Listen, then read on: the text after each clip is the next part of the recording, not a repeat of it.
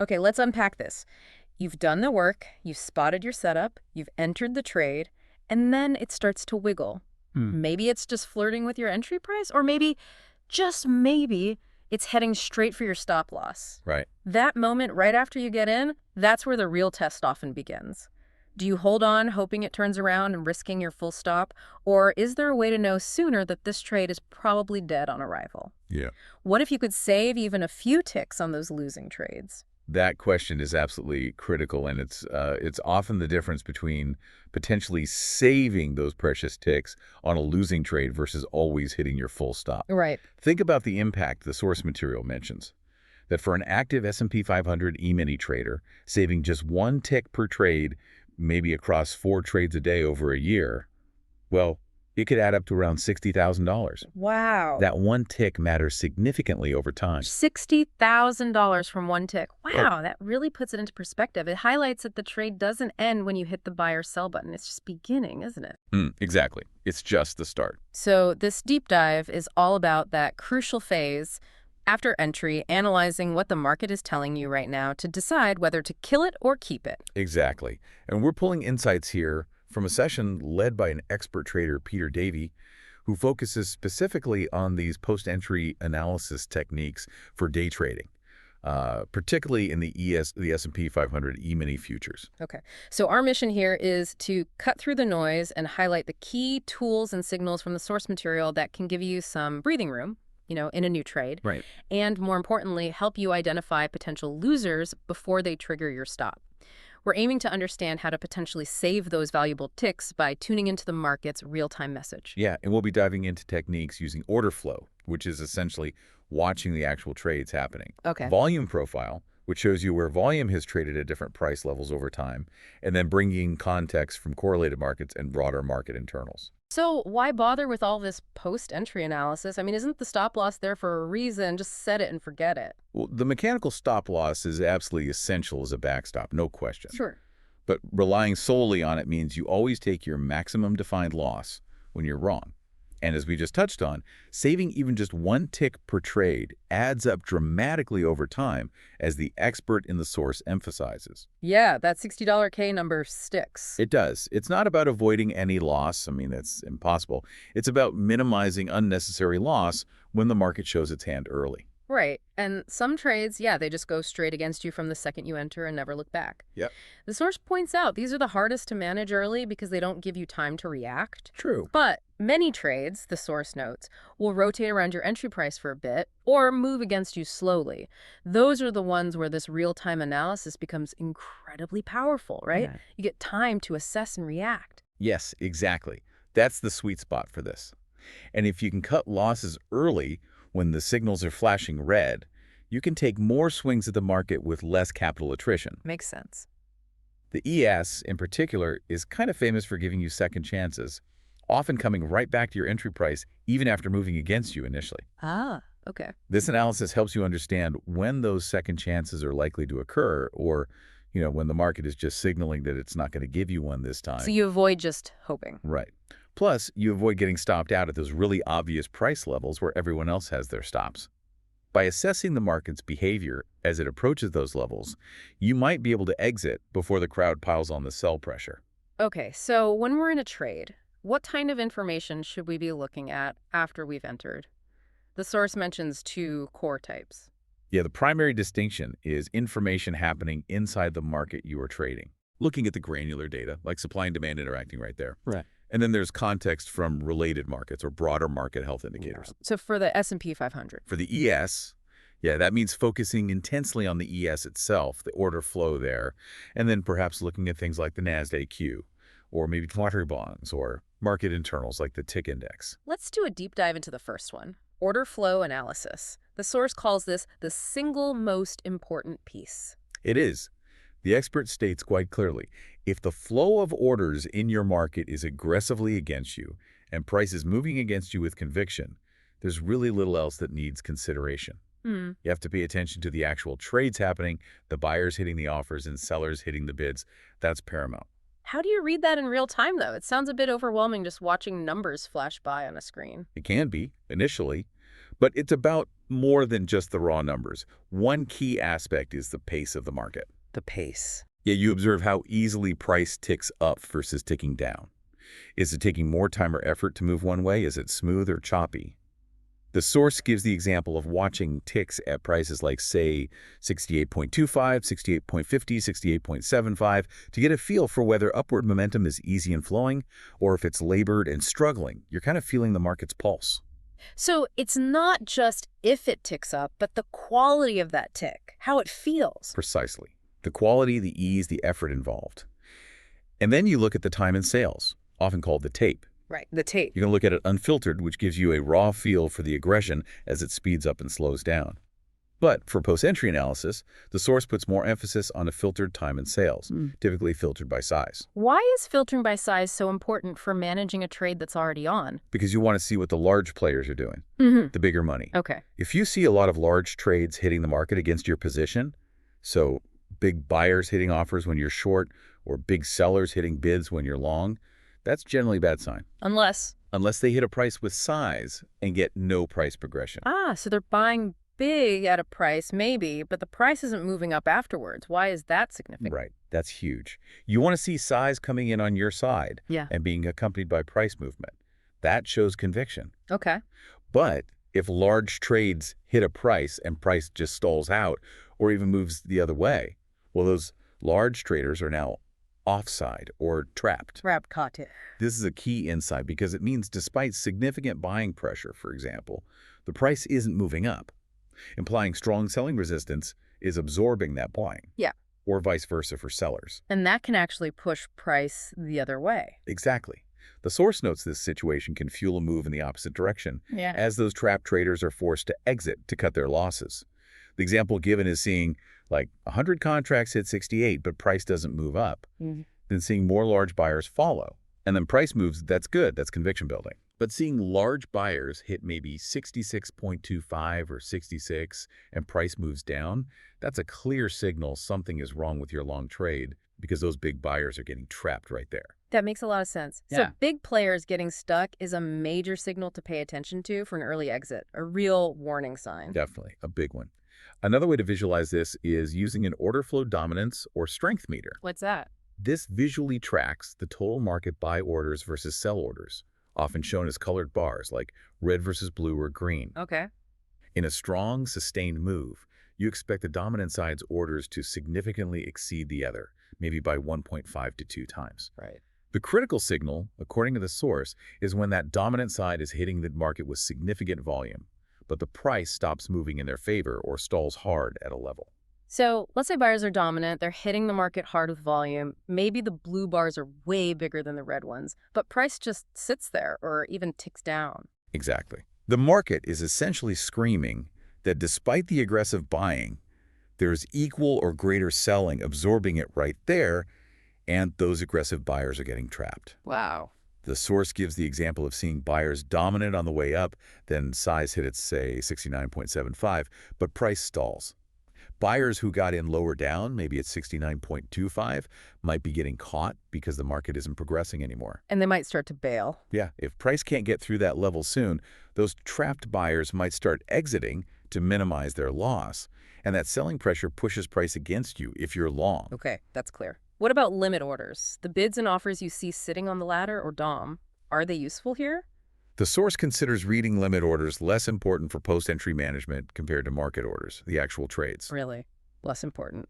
Yeah, and suggests you can even trade effectively without using them much for this purpose at all. Remember, market orders consume limit orders. That's the liquidity sitting there waiting. Right. The size at different price levels varies. ES typically sees maybe 1,000+ contracts per level, though the source mentioned recently it's been thinner.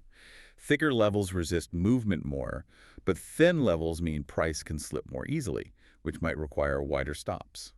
So they're less critical, but how can you potentially use them as a hint? Is there any value? The source suggests a possible use case. Yeah. Let's say you're short and you see a large bid sitting below the market, maybe near your stop price. Okay. You can watch it. If the market moves down towards that large bid, what you want to see, ideally, is that large bid order move down with price, essentially offering support lower down as price drops. So it's chasing the price down. Kind of, yeah. But if price approaches it and the large bid just stays put and starts getting traded into heavily, or worse, it just disappears. Oh. It could be fakery or a sign that the downward move is ending because the expected support isn't really there or it's pulling away. Seeing large static bids just above where you're short, especially if they seem overly large or unrealistic, might also signal fakery rather than genuine resistance. Interesting. So, not something to rely heavily on, maybe, but a potential confirmation or warning sign when combined with other signals like the order flow. Right, exactly. And the source also mentions iceberg orders, briefly. Ah, yeah, the hidden ones. Hidden orders, yeah. Large hidden orders that replenish as they're traded into. Uh, These can sometimes be spotted by unusually high volume trading at a specific price level that doesn't seem to decrease the displayed bid offer size much. okay. Or by seeing numbers being added back to the bid or offer constantly at a specific price. However, the expert notes, these are often more useful for spotting entry signals than for managing a trade you're already in. Okay, that's a really helpful deep dive into order flow. What about volume profile? How does that fit in? Yeah, volume profile. It provides that vertical histogram showing you where volume has traded at different prices over a specified period, like the day or the week. And why is that useful after entry? It's useful because it helps predict where price might slow down. That's typically at high volume nodes, areas where lots of two-way trading occurred in the past, creating potential support or resistance. Okay, the thick parts of the profile. Exactly. Or where it might accelerate, and that's in the low volume areas, the thin spots between those nodes. Like gaps in the profile chart. Exactly. Often called low volume nodes or LVNs or sometimes single prints. If your stop loss is sitting below a low volume area and price breaks through a high volume area just above it, Watch out. yeah, you can expect it to potentially whiz through that thin area pretty quickly because there wasn't much previous trading activity or agreement there to act as resistance. So it gives you a heads up on potential acceleration towards your stop. Right. The source gives an example where price might be expected to accelerate below 65.75 if it breaks a high volume area just above. It's a heads up about potential speed bumps or, conversely, accelerations on the way to your stop level. That's useful context. And one more point on this, the source also points out that order flow analysis itself, reading the tape and dominance, can be difficult or sometimes even meaningless inside those really high volume, choppy areas because there's so much back and forth two-way trading. Ah, right. It's often more effective, the signals are clearer when price is at extremes or moving through those low volume areas where conviction might be more apparent. Got it. Moving beyond the market you're trading, the source talks about intermarket analysis, using other markets for clues. Yes, looking at correlated markets like the Nasdaq Q and Q for the ES, since they're both U.S. stock indices, Right. or inversely correlated markets like, say, the 30-year Treasury bond. Arbitrage traders tend to help keep these markets somewhat in sync, creating relationships you can monitor. How do you use an inversely correlated market like the Treasury bond effectively? Often, inversely correlated markets can be a bit slower, sometimes simpler to read. If you're short ES, which typically moves down in a risk-off environment, seeing the Treasury bond going up, which also tends to move up in risk-off scenarios, supports your short ES trade. It helps confirm the broader market sentiment is aligning with your position. But there's a caveat. Yeah, the caveat is that these correlations aren't perfect. They can break down on specific days or around certain events. And also, if the related market is just chopping around in a very low range day, it might not provide useful signals at all. The source actually mentions the Treasury wasn't particularly helpful on the day of that specific session because its range was too low. Okay, so check if it's actually moving meaningfully. What about correlated markets like the Nasdaq Q? They often move together, right? But maybe one leads. Exactly. While one can lead or lag the other at times, the correlation itself is still useful. You're mainly checking its direction as the NQ ticking down while you're short ES. So just confirmation again? Yeah, mostly confirmation. Even if the NQ is lagging the ES a bit, its movement, or sometimes its lack of movement relative to the ES, can provide valuable context. How do you watch it? Just a chart. You can use a chart for the correlated market, or a depth of market, sometimes called a dome, basically, the latter showing bids and offers in that market. The source suggests using the DOM can offer maybe better granularity on its tick-by-tick movement relative to its own center point or VWAP. So you're not deep diving its order flow, just its direction. Generally, yeah. You're not usually trying to read its bids offers or volume profile in detail for this purpose. You're primarily just checking its overall directional thrust. Is it supporting your trade or contradicting it? An NQ ticking down strongly while you're short ES is good confirmation. An NQ ripping higher while you're short ES is a warning sign. Makes sense. Okay, the final analysis tool mentioned is market internals. Right, and the key here, the source really stresses this, is to pick just one or two key internals to avoid information overload. Don't try to watch everything. Good advice. Which one do they focus on? The preferred internal discussed in the source material is the NYSE Tick Index, TICK. Okay, TICK. What does that show, and why is it useful here for post-entry management? It measures how many stocks on the New York Stock Exchange, about 3,000 of them, are ticking up versus ticking down at any given moment. It gives you a breadth reading. So, market breadth. Exactly. The expert prefers the NY tick over the S&P 500 tick for assessing the overall market direction and underlying health or sentiment. The NY tick is described as being slower and labored, kind of like turning an ocean liner. Okay. And the broader market tends to eventually turn with it, whereas the S&P tick can be much more volatile and jumpy. So you look for the overall slow, laboring direction of the broader market via the NY tick. How does that help with a trade? Well, if you're long ES, for example, and the NY tick starts turning down from an earlier move up, even if it's only slightly negative, like the negative 39 value showed in the source example, that's not what you want to see. Not supportive. Not supportive at all. It suggests the underlying market breadth is weakening, even if your specific ES trade hasn't totally broken down yet. It's a sign the tide might be turning against you. So you're looking for confirmation or divergence from these related markets and broader indicators. They provide context for what you're seeing directly in the ES order flow. Exactly. They provide that crucial, broader context. If your order flow in the ES itself is maybe a bit ambiguous or choppy, Yeah. but the NQ is ripping higher, Treasury bonds are collapsing, and the NY tick is solidly positive and climbing, well, that's probably not a great environment to stay short ES, even if the ES hasn't quite hit your stop yet. The weight of evidence from the context is against your short position. That makes sense, using the context to weigh the evidence. Now, this might sound counterintuitive, but the source also talks about managing the stock order itself, potentially exiting before it gets hit mechanically. How does that work? Yeah, this is a more advanced technique, and it's for specific situations. It's particularly relevant when your analysis using these real-time tools. The flow, the context suggests an early exit is warranted, and price is actively approaching your stop level. Okay. Remember, a traditional stop order triggers as soon as one contract trades at that price. Right, just one tick. Exactly. The source suggests that if your analysis tells you the trade is likely a loser before the stop is hit and price is nearing your stop, you can observe the liquidity, the bids and offers, right at that stop price on the DOM. So if I'm short, I look at the bid right where my stop is placed. Yes. Let's say there's a big bid there, maybe 800 contracts. Instead of just letting your stop get taken out by the first contract that trades there, Yeah. the source suggests watching that large bid closely. If a significant portion of it starts trading into, say, 300 or 400 contracts get bought from that 800 bid without that bid order refreshing or increasing in size. Okay, so it's getting depleted. Right, it's getting eaten away and not being replaced. Right. Then you can consider exiting manually just above that bid, maybe saving yourself a tick or two, compared to waiting for the stop to trigger fully. Why? What's the logic? The logic is that if that large order starts getting chewed through and isn't replenishing, the conviction or the real support at that level is weakening significantly. It suggests price is likely to trade through it anyway.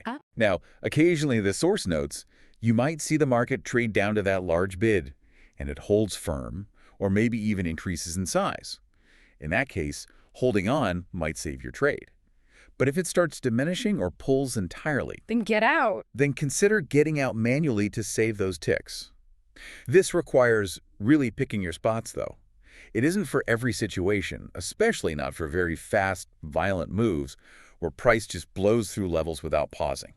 Okay, this all sounds like a lot of information to watch simultaneously, especially when you're also trying to manage the stress of a trade. It is, absolutely. Let's chuckle. It could definitely feel trying to juggle while riding a unicycle at first. Yeah. And the source strongly recommends against trying to watch everything at once when you're starting out with this. It's overwhelming and can easily lead to analysis paralysis where you just freeze. So what's the advice then? The crucial advice is to pick one element to begin with, just one. See how it works for you in your own trading. Get comfortable observing that one signal and understanding what it tells you before you even think about adding another layer. Which one did the expert suggest starting with for someone new to this type of analysis? The source suggested a couple of good starting points. Yeah. Either watching a correlated market like the NASDAQ, Why that one? because it's relatively easy, right? You can just watch its general direction relative to your market on a simple chart. Or maybe a DOM is going with you or against you. Okay, simple directional check. Yeah. Or the other suggestion was looking specifically at the big trades, using a filtered time and sales, filtered by size, watching for those large orders hitting the market, and critically, seeing if they get trapped. So focus on the big guys. Focus on the big guys getting stuck. While overall order flow within your market, reading the pace and dominance, is ultimately deemed the most important piece. Starting with something simpler, like just checking if NQ is supporting your ES trade, or watching for those large trap traders in ES, can be a really good entry point before you build up to the more nuanced order flow reading. That seems like practical advice. Start small, build confidence. Exactly.